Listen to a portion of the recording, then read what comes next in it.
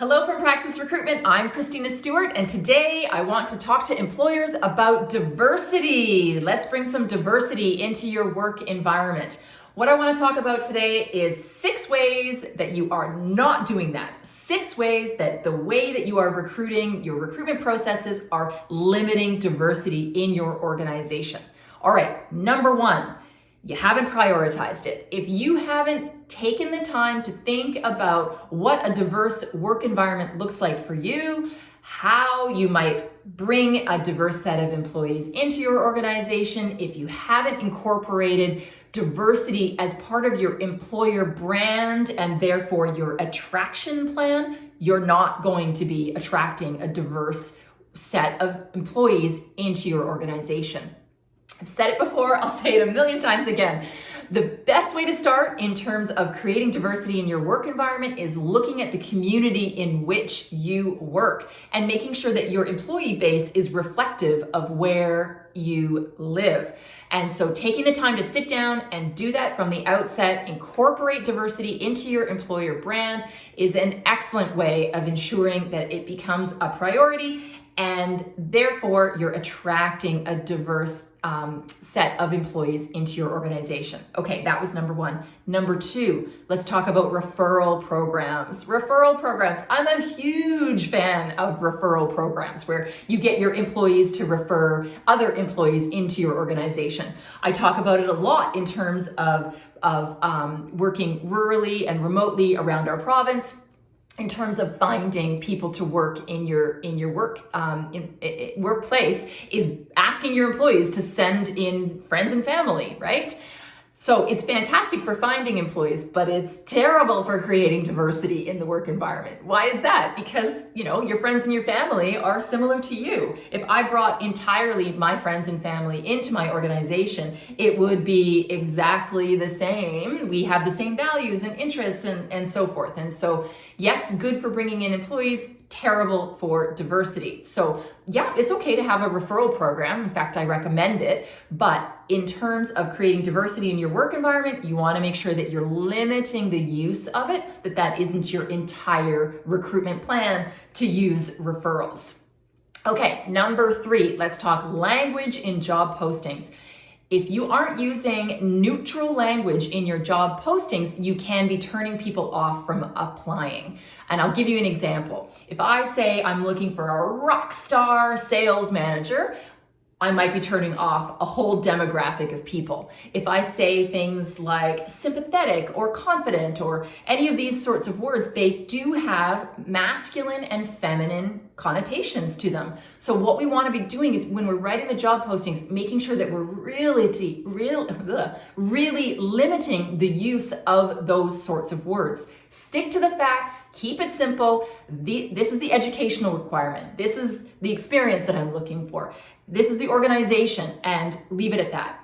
Make sure that you are keeping your job postings as neutral as possible because you want to be attracting a wide variety of applicants into your work environment. You don't want them to glance at your posting and think, oh, that doesn't fit for me. I'm not, that's not me, right? You want people to see it and think, oh, well, maybe that's of interest to me, right? So that was number 3, language. Number 4, let's talk about unconscious biases. I have an entire playlist on YouTube around unconscious biases that we have at work. If you have a brain, you have biases and they're showing up in your recruitment program. So you want to check those. Check out those videos and take a look at yourself and see, oh, you know what? I've done that in the past. Think to yourself about why you're making the decisions that you're making in terms of recruitment is the perfect first step to making sure that you are taking a look at what biases you might have, what you display. So it starts with you taking a look and thinking, okay, well, why did I not hire this person, but I hired this person? Why wasn't I interested in this resume and instead I'm interested in this resume? So making sure that you're doing that in terms of checking your unconscious biases will actually expand your diversity in your work environment for sure. Along that note, number 5, let's talk about your recruitment team. Maybe it's you, maybe there's a bunch of people, but if they're all the same, if there's a lack of diversity in that recruitment team, you are not going to be engaging in and bringing diverse employees into your organization. You want to make sure that the recruitment team, the people who are recruiting or making decisions around selection, certainly come from a different viewpoint, that they have a different lens, that they have different things that they value and that they're looking for, different backgrounds and experience, and making sure that they themselves also are checking their unconscious biases. So even if you're in a tiny little organization where it's kind of just you looking at who you're bringing into your organization, get a manager to support you. Get somebody else to take a look that brings a different perspective into your screening process, certainly in terms of taking a look at those resumes that come in and then deciding whether somebody could or couldn't move forward in the process into interview. And then certainly, as I mentioned, through that selection process, making sure that you've got some diversity in your recruitment team. Okay, last one, number 6. Let's talk about fit. Hire for fit. Let's hire for cultural fit. We want to hire for fit.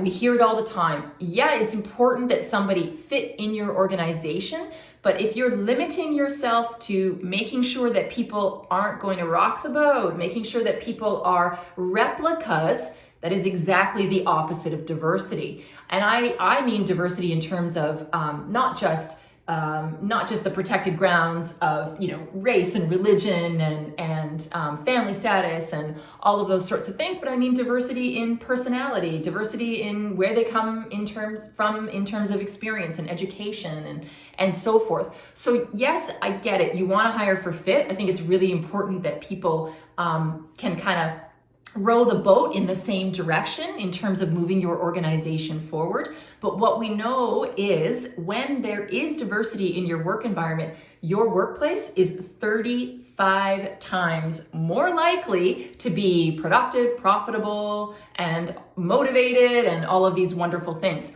Through that little bit of conflict, and I mean workplace conflict that's a healthy, where people might come in and challenge ideas in terms of, hey, well, why are we doing it this way? Let's think about doing it that way. When we can bring in that healthy workplace conflict, what we know is we get innovation, and that innovation leads to higher productivity, profitability, motivated employees, retention, all the rest of it comes along with it. We know this. And that's why I'm having the conversation today, because we know that diversity is incredibly important, and not just from an employee happiness perspective, but also from a bottom line operational perspective. All right, so those are the 6 ways that you want to make sure that you are not doing in terms of creating a recruitment plan or process in your organization. Diversity is essential to a well-functioning team, and so there's some tips and tricks for you. Hopefully that was helpful. Thank you so much for listening. Please subscribe to the newsletter, subscribe to the YouTube channel. If you have any questions at all, or you have a question that you want me to answer in a video, then please send me an email directly, Christina@praxisrecruitment.ca. Thanks again for tuning in, and I'll see you next time.